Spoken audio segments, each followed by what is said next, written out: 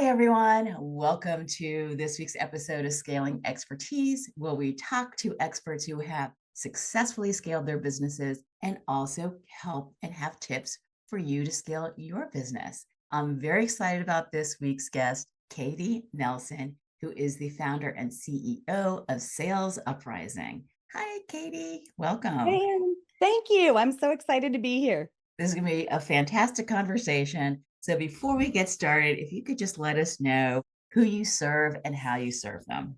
I can tell you that who I serve are the solopreneurs that are looking to get to their first, second, or third seven figures. So those of us that take our expertise and decide to hit the road, it's a very bumpy road, and we're building the plane as we decide to fly it. The reason why I do that is because what's in my heart is to serve local communities, and the money, the river of money that flows through our local communities, the majority of it comes from our small business community.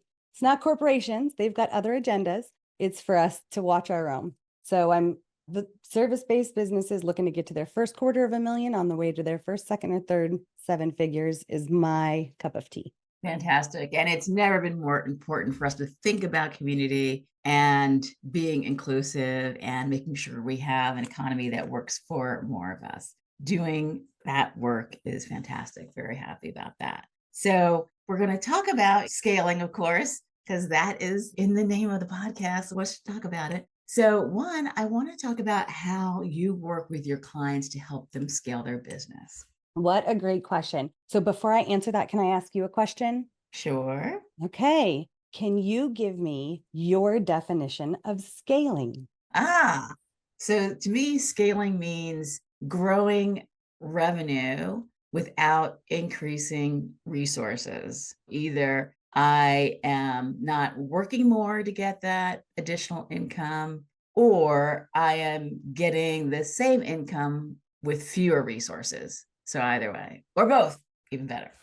Perfect. Okay. So the reason why I asked this is because I can't assume which definition you use. And if you were like any entrepreneur I know, you listen to many, many podcasts, read a ton of books, and the variation always is slightly different. So one of the ways that I help my clients is to let them understand where they are in their business. I'm known as a startup expert. So anywhere after launch, right? After you've had your first sales round, you have your first five figures coming in the door, between that and 250K is what we consider to be startup for businesses that are looking to get beyond that. The reason why I say that is because by your definition, you could scale your business from 50K to 250K. I just don't talk about it in those terms. I talk about scaling your business once you get probably past your $250,000 to $500,000. But in essence, our definition would be the same, because I do believe that it's growing revenue without increasing your hours, right? Your output and all of those things. So one of the ways that I do that is actually teaching my clients how to leverage their time better. We absolutely take a look at their pricing and whether or not that's appropriate. And they're doing things like charging what you're worth, which is actually the name of one of my courses, and taking a look at their packaging. As a business owner who's been in sales my whole life, keys to being even able to get to any kind of scalability are in understanding the basis of those three things. Yeah. And so I think people often confuse, I know how to increase my revenue by working harder, and they consider that a win. Do you consider that a win? Not the way you say it. I Leading feel the like, witness. right? I'm like, I believe in working smarter, not harder, which is why things like leveraging tools have the ability to help you grow to a scalable place. So no, I don't believe that I believe that in the beginning of your business, working hard is relatively inherent depending on the level of success you choose to get to and based on what you know about business, not on what you're an expert on, right? So I would come to you to protect everything. I would come to you to provide me with more assets in terms of my intellectual property, my copyrights, my trademarks, all of those things, all of those build assets for my business. But that's only one piece of being a business owner. So in the very beginning, it really is just about understanding your market. It's the simplest of the things. And that's going to be a lot of hard work. Yes. The goal is to not have that for the entirety of our business and to grow to a place where we can give ourselves uplift. So, do I think that working harder is the way to go? only for periods of time. Absolutely. So how do your potential clients know they need you? What are they going through that they go, I need to call Katie? They go, oh my gosh, I was awesome. I killed it last year. I made X amount of money. And then the next year I didn't. And I don't know how to fix it. Like, I don't Mhm. know where it all went. I think Mhm. people just aren't buying. So that is a fundamental challenge in how you would know you needed me. Another version of that is one of my favorite client success stories literally came to me and said, okay, I've had my business for 10 years. It was great. I'm ready to do more because my kids are taken care of now. They're about to fly away. But here's the deal. I've made 185K for 10 years. I've tried to make more. I would have been happy if I made less, but I can't figure out how to crack the code. Like, what am I doing? I only know what I know. I'm open to recognizing now I don't know how to get to the next. That's how Mhm. you would know you might need to meet. Yes. I think that ceiling happens to a lot of us. It's happened to me. It happens to a lot of us. Like, how do I get over that hump? And I found that people who come to me, oftentimes they're somewhat undifferentiated. And they want to increase the market by helping more people. I've got this expertise and I can share it with lots of people. So, what are the problems with that? So for your listeners, they may think you're completely setting me up, but please note she said undifferentiated. She didn't say don't have a target market or not niched, which would be the things you would hear me say all over the place. But I believe that's exactly what you're talking about, right? There are three words that I try really hard not to use and make me cringe when I hear them out in the wild, in the business wild, which are anyone, like help anyone or just help anyone. The words help and the words anyone are not beneficial to the success of your business. If you are new in business, it may be the most comfortable thing to say. Wonderful. Know that the challenge I would put forward to anyone would be set yourself a date and time. If networking is brand new to you, Erin, take the hack and go with what's easy for a minute, but put a deadline on how long you're going to use that. Because what the room hears is they can help anyone. They don't need me. I don't know why they're doing targeting market, like target networking. Like they can help anyone. Or because they can help anyone, I cannot literally flip through my mental Rolodex for anybody who's younger, my mental list of contacts. I still hear the word Rolodex in the wild. It just, Okay. I don't know if they know what it means, but I definitely hear it. Well, and that's the thing. I actually used to have one, right? So that's literally my mental Rolodex where you flip it all and you get to your Z. Oh my gosh. Okay. So, you're going through your list of contacts and going, oh, they just said the words that let me know I have an introduction for them, right? So being unspecified is not helpful at all. How I describe it is like a dartboard. The most points on any dartboard are the tiniest spot. Mhm. That's where things really start getting going for you. This would be considered the wind beneath your wings, is being as targeted as you possibly can to get to your success. Well, how have you applied these rules and these suggestions to your business? Obviously, I'm sure you're on your second, third, or fourth seven figures. So tell us about, well, I guess there's only three, but have you scaled your business? Where did you start? And how did you get to where you are today? Okay, so that story is a little bit longer. How I started was 2 businesses ago. Hmm. So I'm a third-time business owner, and the first 2 businesses were in a completely different market. So they were also services based, but I co-owned 2 professional services and staffing companies that Okay. serviced small to mid-sized government contractors. And how I scaled those businesses is much different than how I scaled this one because I chose to have a different business model. When I first started Sales Uprising, I have no problem selling, Erin. I don't know if that comes across at all. The name of my company is Sales Uprising. Everybody needs to go get one. So selling has never, that's absolutely my expertise. But my genius zone is allowing business owners to understand how sales is their friend and how they can do it to the betterment of their business. That's my Yeah. superpower. How I scaled my business was through failure. I know that sounds crazy, but very early on, within the first 6 months of my business, I had clients and I felt so good because, I had just come out of owning a business that I had generated a $6 million run rate in under 3 years. And so I was extremely nervous about what was this going to look like? Was my network going to be able to follow me? Was I going to have to start all over? Or am I just too old for that? So many doubts and all of these things. And it turns out I made deals. And then I did the math. And I'm like, I don't understand why my math isn't mathing. I am going to have to work until I'm 90 to make my first 100K. Okay, so my prices are off. So that's my first. And I'd already owned a business, right? So I say this because each individual business and each individual service-based business, if the service offering and potentially target market are different, it will also look different. And how you need to go about it is in a different lens. So I scaled my business through a lot of mistakes early on. I immediately bit off all my fingernails, figuratively, and spent what I thought was exorbitant amounts of money on a business coach. And it turns out it was the best investment I ever made so much money in that first year. I didn't even notice that exorbitant investment. And I just honestly, that first year of business, let me say, yep, I don't know everything. Like I've done this before and I don't know everything. So teach me your ways, oh world. I'm in this new space. Teach me everything. Yeah. Yeah. Reaching out for help is super important. If you are the expert in whatever you do, leadership development or whatever it is, there's an expert who knows how to grow your business and help you do that. And we love expertise. We believe in it. We believe in staying in our lane and letting experts help us do what they do best. So that makes a ton of sense to me. So when people worry about, a lot of people, they have this, maybe it's their signature offer, that it's high ticket, it's highly customized, and they worry about that scaling is going to devalue that high ticket offer.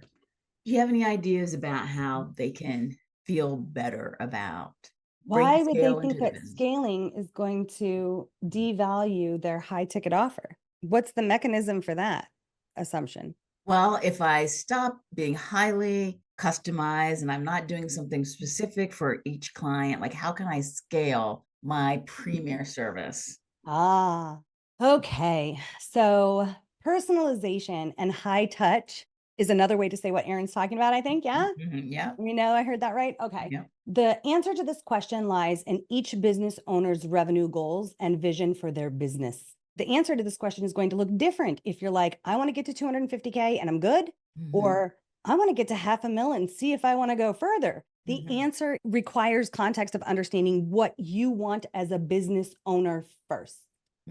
And if we take away that context at its most basic and where we can average it out, where there's a median, that my answer will apply to both scenarios, it doesn't have to. I understand the feeling of that. Feelings aren't facts. And as long as you are going with the concept of your private time is the most expensive time that you sell, you're in the right lane to get to where you want to be.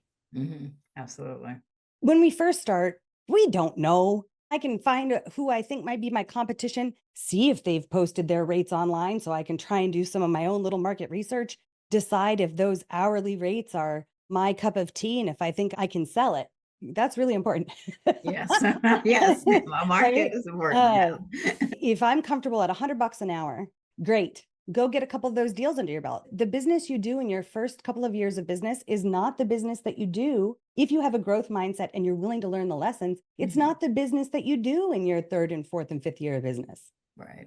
So it's okay. Give yourself some grace in the beginning to really, really hammer it home somewhere in the middle. Yeah, there's two things you said that I want to respond to. One is that things will mature. That you start with that, I can help anybody and everybody, but then you'll start to see like there's this specific type of client that I have the best results with, or that I like working with the most, or that's the most profitable, whatever it may be. And then you start drilling in on that client. And that is one way, as we keep working with that same client with similar needs, that we become more efficient and can get better. And then the other thing that you said was that the most valuable resource is your time. When we are the founders of our businesses, like we are the most expensive resource in there. If we're looking at it from a cost of goods That's sold right. A straight way, expense perspective. Yes. we are the most expensive resource. And so we can also build scale through less expensive human resources, right? It doesn't And have that to includes be, us, right? yes, So listen to what Erin said, less expensive human resources, which is less than you. So if you're newer in business, you wear all the hats, like an yes. E-Myth, right? You're the technician, the manager, and the Yes. CEO. Beautiful analogies. And let's just pay attention to that really, really quickly. For those of you who are like, I currently have a full-time job, but I really want to make my side gig the thing. And I've done my side gig forever and I think it could work, but I don't know how to make it happen. Look, if you hold 3 jobs, pay yourself for 3 jobs. As a business owner, you go into business saying, you know what, if I just make the same as I made in my paycheck, you're thinking about it wrong. Yes. You have immediately engineered a challenge into the growth of your business. Because the Yes. only reason why you can get paid that amount in that way is because it's somebody else's cost. Somebody else holds the cost of your seat as an employee. Mhm. So now you're doubling your cost because you're Mhm. your employee. Yes. I believe that is one of the hardest mindset shifts for people, ex-corporate people. 100%. Like, I match my salary, I'm doing good.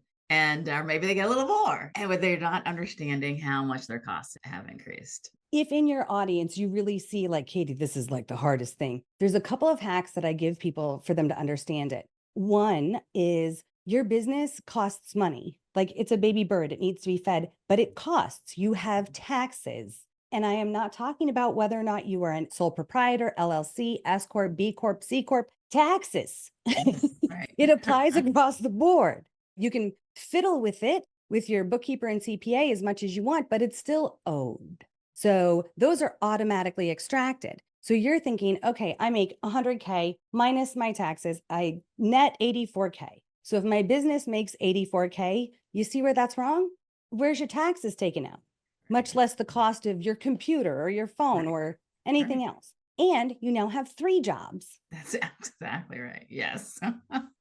The most fun. So let's get back to scaling your business for a second. So you mentioned my favorite words, intellectual property. How do you think about intellectual property in your business? Did you always understand its importance, or is that something that you had to learn the hard way? And what part does it play in your business now? I love that you asked me this question so that I can give all intellectual property lawyers their due, at least the ones who understand the importance of small business. In the beginning of my business, because that portion of my vision wasn't clear, having intellectual property assets and copyrights wasn't necessarily what I was thinking about. Let's be clear. And I don't tell my people it's necessary to think about it. There's no reason to spend that money if you don't know that you can sell. There really isn't. Why would you spend the money and then hold your breath for a year? Because people, when you work to make sure that your IP is protected, and nobody can help this but the USPTO, it's going to take at least a year. It takes a maturity, to use a word that you've put out there, to understand how IP can work for your business. And I would tell you that regardless of how small a business you are, IP is important. It is literally an asset. Now, you may never choose to use that as an asset in the same way that your home is an asset. You Mhm. may never choose to sell your house for profit and then flip that profit into something else, in the same way that you won't use your trademark asset to go to your M&A and look for an early exit or whatever the case is. But it is an asset. It really does, in a way that your website doesn't do it, your copy doesn't do it, your podcast doesn't do it. It says, I'm a real boy, to borrow a phrase from Pinocchio. I understand, one, my importance as this business's importance. It's probably one of the first places where you will separate potentially your business from you as the CEO or founder, right? Now, I did right by my own business. I have my little R, right? I love my little R. It means registered trademark, people, registered. You can have, just letting you know. I say that because I had to learn that. I didn't know. Of course, I've seen it on my Doritos bag every day I've been alive, but I didn't know what that meant. And it's one of the things I'm just so proud of, that I Mhm. took a chance on. You want to talk about something I really didn't know? Mhm. And it feels great when you can put forward your argument on paper to say, these are the things, this is why I am different. We talk about value differentiators a lot in business, Mhm. Mhm. especially in marketing and sales functions. Yeah. On the back end, IP and your trademark are your value differentiators. Yes. I'm going to agree and disagree with you. Oh, yay, tell me. So we have the trademarks, and the trademark, like Sales Uprising or McDonald's or FedEx, that tells the consumer who is providing that good or service. But the good or service itself is not protected by trademark. So when I am an expert and I am creating a training program, that training program is protected through copyright laws and through copyright registration.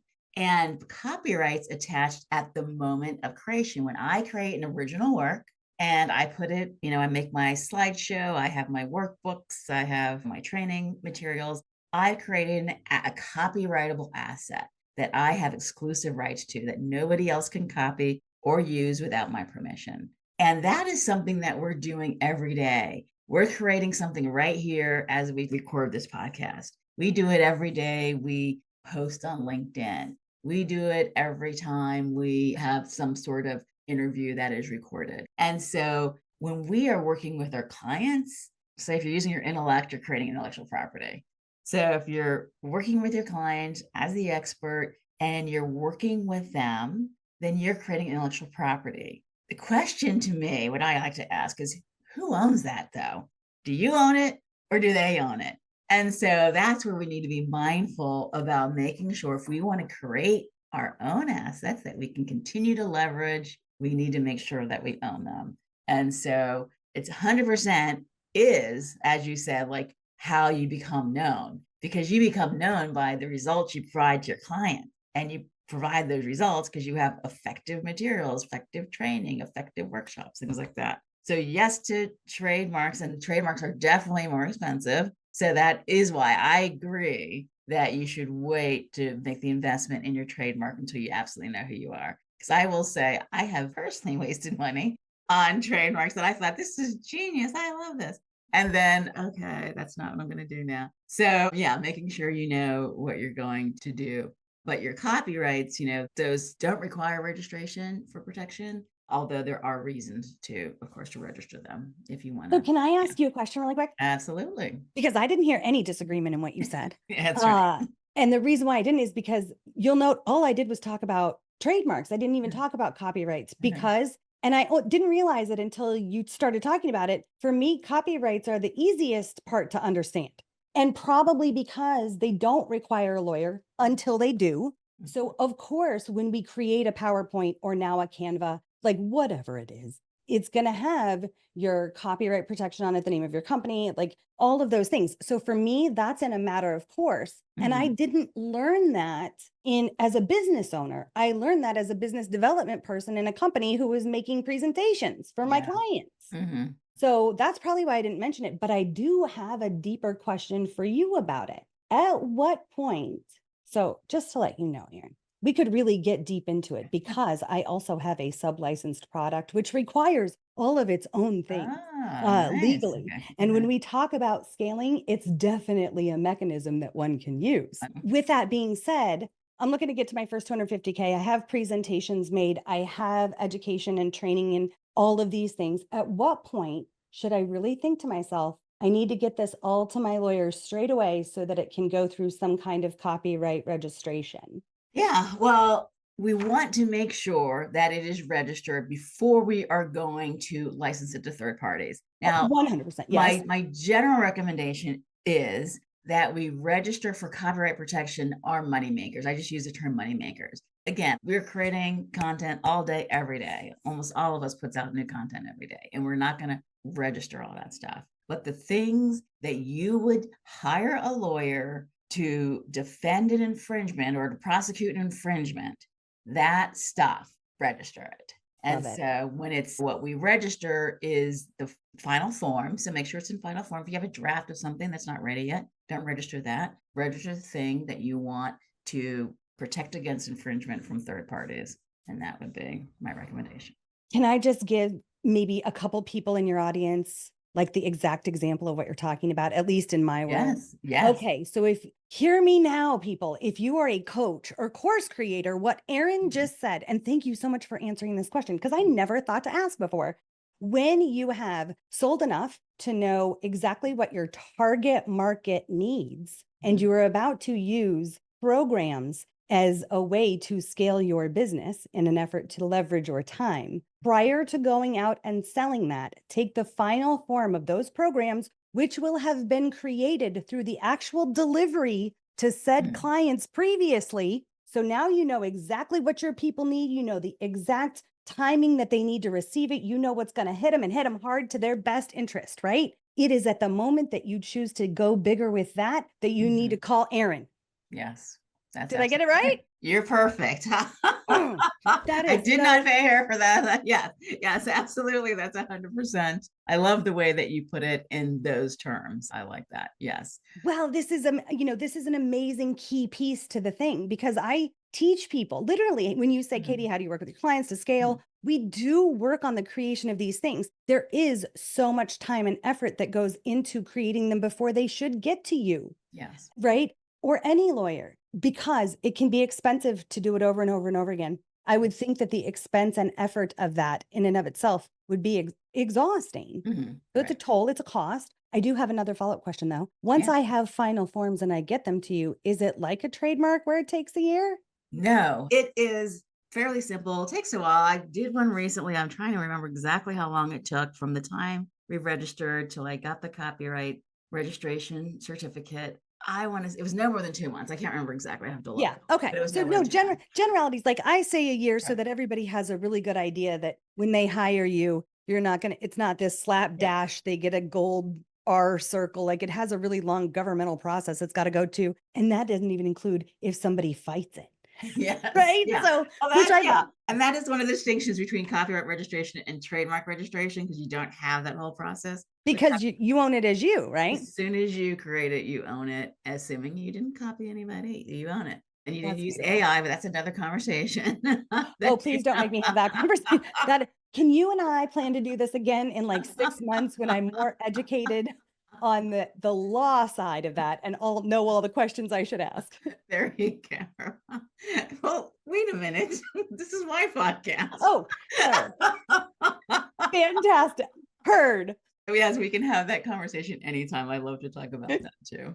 Oh my gosh, this has been so fantastic, Katie. A plus guest, I gotta tell you, this has made it so much fun and so informative. I know everyone got a ton of value from this episode. Thank you so much. So, I want to talk about what's coming up new for you, something that we want to tell the audience about that they should check out. New for me. Oh, new. So, audience, I'm going to tell you the reason why I'm like, what is she talking about? Why is Katie so taken aback by new? One of the ways to scale your business is to get it right and keep doing it until it's honed to a fine, fine point.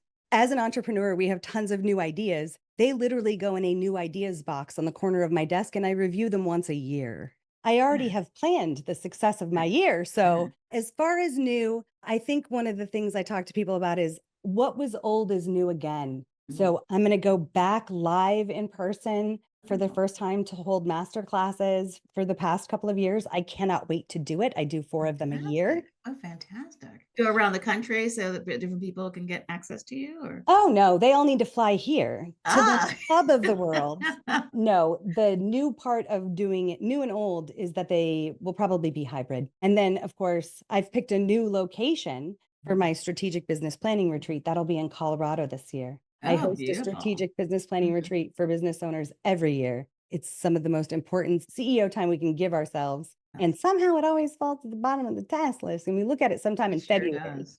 It sure does. I am as guilty as anyone about the old working in the business instead of on the business thing. So yes, so easy. Well, we'll make sure we put, if you have the details about that, we'll make sure we get that into the show notes as well as where they can find you now. Where should people find more Katie? If they want to find more Katie and giggle, go to YouTube at Sales Uprising. I have what I would call short clips. It's a series called Feed the Fire because cash flow is oxygen for the fire of your business. So we're looking to feed the fire. They're about 1.5 to 2.5 minute clips of me being like, okay, I know this is how you think. And that's how this is antithetical to the growth of your business. So they're just little quick hit tips. And that's a great way to continue to get to know me. Fantastic. We will have that in the show notes as well. Well, thank you again, Katie. It has been an absolute pleasure to have you on, and we will have to do this again. I look forward to it. Thank you.